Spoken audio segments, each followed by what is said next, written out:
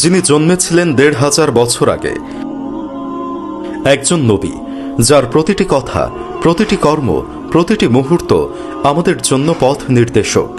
আজ যার স্থান ১৫০ কোটি অনুসারীর অন্তরে, যাকে নিয়ে লেখা হয়েছে অসংখ্য জীবনী, সেই রকম একটি জীবন কথন সম্পূর্ণ ভিন্ন আঙ্গিকে পাকিস্তান ইসলামী চিন্তাবিদ মাওলানা মোহাম্মদ ইদ্রিস কন্দলভি রচিত আধুনিক কালে অন্যতম জনপ্রিয় সিরাত গ্রন্থ সিরাতে মোস্তফা।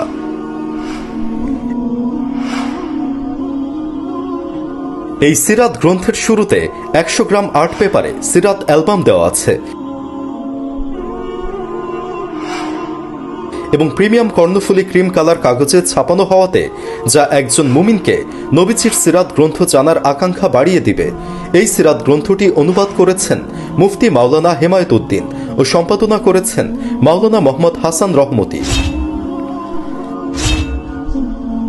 সিরাতে মোস্তফা কেন পড়বেন?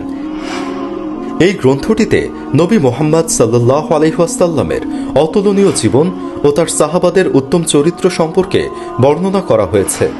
আরবিতে সিরাত সম্পর্কিত প্রায় সমস্ত গ্রন্থের সংক্ষিপ্ত সংস্করণ এই গ্রন্থে পাওয়া যায়। লেখক নবী মুহাম্মদ সাল্লাল্লাহু আলাইহি ওয়াসাল্লামের জীবনের বিভিন্ন ঘটনাকে নতুনভাবে উপস্থাপনের চেষ্টা করেছেন। তাই মুসলিম হিসেবে এই বইটি আপনার সংগ্রহে রাখা খুবই গুরুত্বপূর্ণ।